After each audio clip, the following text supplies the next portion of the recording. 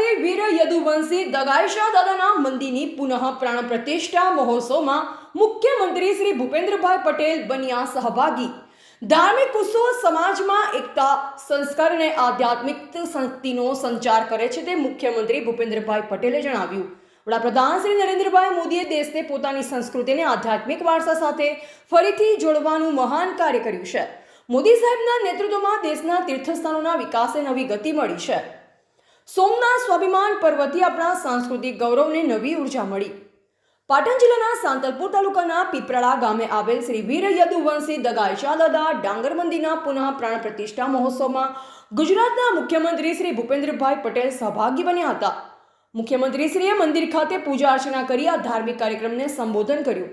આ પ્રસંગે કાર્યક્રમના આયોજકો તથા આહિર સમાજના અગ્રણીઓ દ્વારા મુખ્યમંત્રીશ્રીનું ભવ્ય સ્વાગત કરવામાં આવ્યું હતું।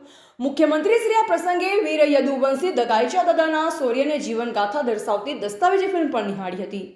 કાર્યક્રમને સંબોધતા મુખ્યમંત્રી શ્રી ભૂપેન્દ્રભાઈ પટેલે જણાવ્યું કે પાટણ જિલ્લાની પવિત્ર ધરતી પર વીર યદુવંશી આહિર દગાઈશા દાદાના મંદિરની પુનઃ પ્રાણ પ્રતિષ્ઠાનો આ પાવન અવસર સમાજ માટે ગૌરવનો વિષય છે। આવા ભક્તિમય અને ધાર્મિક ઉત્સવ સમાજમાં એકતા, સંસ્કાર અને આધ્યાત્મિક શક્તિનો સંચાર કરે છે। મુખ્યમંત્રીશ્રીએ જણાવ્યું કે યદુવંશી આહિર સમાજ ભગવાન શ્રી કૃષ્ણના પવિત્ર વંશ સાથે જોડાયેલ છે અને સદીઓથી પશુપાલન, ખેતી તેમજ શૌર્ય, પરાક્રમ અને રાષ્ટ્રપ્રેમની પરંપરા જાળવી રાખી છે। ઇતિહાસ મુજબ વિક્રમ સંવત 1300માં દગાઈશા દાદાએ કચ્છમાં તુણા ગામનું તોરણ બાંધી ગામ વસાવ્યું અને ત્યારથી જ કચ્છ, સૌરાષ્ટ્ર અને ઉત્તર ગુજરાતમાં આહિર સમાજ વસેલ છે। સમાજના ગૌરવશાળી ઇતિહાસ અને સંસ્કૃતિને નવી પેઢી સુધી પહોંચાડવાનો પ્રયાસ આ મંદિરની પુનઃ પ્રાણ પ્રતિષ્ઠા દ્વારા થયો છે। મુખ્યમંત્રીશ્રીએ વધુમાં જણાવ્યું હતું કે વડાપ્રધાન શ્રી નરેન્દ્રભાઈ મોદીએ દેશને પોતાની સંસ્કૃતિ અને આધ્યાત્મિક વારસા સાથે ફરી જોડવાનું કાર્ય કર્યું છે। સોમનાથ સ્વાભિમાન પર્વ જેવી પહેલથી સાંસ્કૃતિક ગૌરવને નવી ઉર્જા મળી છે। દેશના તીર્થસ્થાનોના વિકાસથી પર્યટન વધે છે અને સ્થાનિક અર્થતંત્રને નવી શક્તિ મળે છે। મુખ્યમંત્રીશ્રીએ સાંતલપુર અને પાટણ વિસ્તારમાં વિકાસના નવા અવસર ઊભા થઈ રહ્યા હોવાનું જણાવતા કહ્યું કે ચારણકા ખાતે એશિયાનો સૌથી મોટો સોલાર પાર્ક શરૂ થવાથી સ્થાનિક રોજગારીના અવસર ઊભા થયા છે અને ગુજરાત રિન્યુએબલ એનર્જીમાં અગ્રેસર બન્યું છે। સાણ અને ધોલેરા ખાતે સેમિકન્ડક્ટર હબના વિકાસથી યુવાનો માટે હાઈટેક રોજગારીના અવસર ઊભા થશે।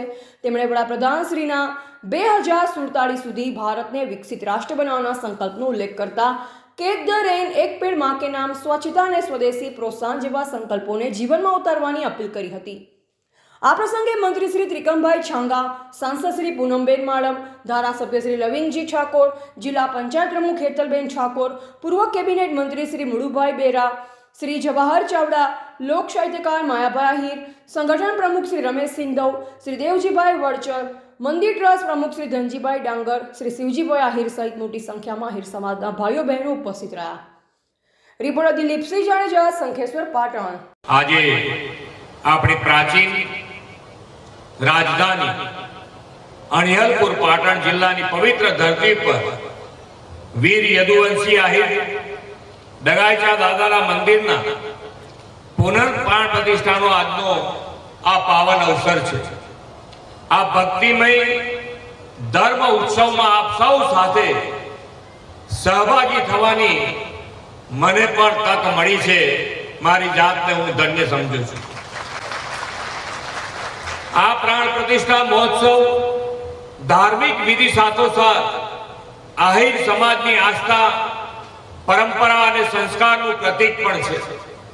ભગવાન શ્રી કૃષ્ણના પવિત્ર વંશ સાથે જોડાયેલા યદુવંશી આહિર સમાજ સદીઓથી પશુપાલન અને ખેતીમાં સંકળાયેલો સમાજ છે। એટલું જ નહીં, આહિર સમાજ શૌર્ય, પરાક્રમ અને રાષ્ટ્રપ્રેમની પરંપરા પણ જાળવી રાખી છે। ઇતિહાસમાં એવો ઉલ્લેખ છે કે વિક્રમ સંવત 1300માં દગાઈશા દાદાએ કચ્છમાં તુણા ગામનું તોરણ બાંધીને આ ગામ વસાવ્યું હતું।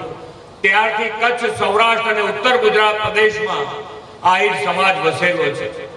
સમાજના ગૌરવવંતા ઇતિહાસ અને સંસ્કૃતિની નવી પેઢી સુધી પહોંચાડવાનો જે પ્રયાસ આ મંદિરની પુનઃ પ્રાણ પ્રતિષ્ઠાથી થયો છે તે ખરેખર અભિનંદનને પાત્ર છે। વિશ્વ નેતા અને યશસ્વી વડાપ્રધાન શ્રી નરેન્દ્રભાઈ મોદી હંમેશા કહે છે કે આવા ઉત્સવ સમાજમાં એકતા, સંસ્કાર અને આધ્યાત્મિક શક્તિનો સંચાર કરે છે. કોઈ પણ સમાજ પોતાની પરંપરા સાથે જોડાય ત્યારે વિકાસના માર્ગ પર આગળ વધવાની શક્તિ બેવડાવતી હોય છે. વડાપ્રધાન શ્રી આપેલા સૌના સાથ સૌના વિકાસના મંત્રને યદુવંશી આહિર સમાજના આપ સૌ સાકાર કરો છો તે પણ વિરાસતની વિકાસનું સ્વરૂપ છે. યદુવંશી આહિર સમાજે ગુજરાતના વિકાસમાં મહત્વપૂર્ણ યોગદાન આપ્યું છે. કૃષિ, પશુપાલન, વેપાર ઉદ્યોગ જેવા અનેક ક્ષેત્રમાં સમાજના લોકો દેશ અને રાજ્યનું ગૌરવ વધારતા રહ્યા છે. વડાપ્રધાન શ્રી નરેન્દ્રભાઈ મોદીએ દેશની પોતાની સંસ્કૃતિ અને આધ્યાત્મિક વારસા સાથે ફરીથી જોડવાનું મહાન કાર્ય કર્યું છે. તેમની પ્રેરણાથી સોમનાથ સ્વાભિમાન પર્વની ઉજવણીથી આપણું સાંસ્કૃતિક ગૌરવ ફરીથી જીવંત થયું છે. સોમનાથ સ્વાભિમાન પર્વથી આપણા આધ્યાત્મિક અને સાંસ્કૃતિક વારસાને નવી ઉર્જા અને નવી ઓળખ મળી છે. મોદી સાહેબના નેતૃત્વમાં સોમનાથ સહિત દેશના 30 સ્થળોના અદ્યતન વિકાસની પણ શરૂઆત થઈ છે. જ્યારે કોઈ તીર્થસ્થાનનો વિકાસ થાય ત્યારે તે વિસ્તારના લોકો માટે રોજગારીના નવા અવસરો ઊભા થાય છે, પર્યટન વધે છે અને સ્થાનિક અર્થતંત્ર પણ નવી શક્તિ મળે છે. સાતલપુર અને પાટણ પણ વિકાસનો નવો અધ્યાય લખ્યો છે. આ વિસ્તારમાં ઇન્ફ્રાસ્ટ્રક્ચર, પાણી, કૃષિ અને રોજગારીના ક્ષેત્રમાં અનેક યોજનાઓ દ્વારા વિકાસને નવી ગતિ મળી છે. શ્રી મોદી સાહેબે એશિયાનો સૌથી મોટો સોલાર પાર્ક ચારણકામાં શરૂ કરાવીને સ્થાનિક રોજગારીના અવસરો આપ્યા અને આજે ગુજરાત રિન્યુએબલ એનર્જીમાં લીડ લેતું રાજ્ય બની ગયું છે.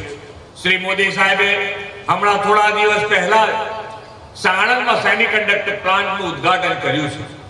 સાણંદ અને ધોલેરા બે સેમિકન્ડક્ટર હબ તરીકે હજારો યુવાનો માટે હાઈટેક રોજગારના અવસરો ઊભા કરશે. યદુવંશી આહિર યુવાનો આ તકનો લાભ લેવા સમર્થ બને એવા આશીષ આપણે સૌ દગાચા દાદા પાસે માગીએ. વડાપ્રધાન શ્રી 2047માં ભારતને વિકસિત રાષ્ટ્ર બનાવવાનો સંકલ્પ કર્યો છે. એ માટે 9 સંકલ્પો આપ્યા છે. તેમાં કેચ ધ રેઇન અંતર્ગત પાણીનો બચાવનો સંકલ્પ, એક પેડ માં કે નામ અંતર્ગત માતાના નામે એક વૃક્ષ વાવવાની અપીલ કરી છે. આ ઉપરાંત સ્વદેશીને પ્રોત્સાહન, સ્વચ્છતા તથા સ્વદેશ દર્શનનું આહ્વાન કર્યું છે.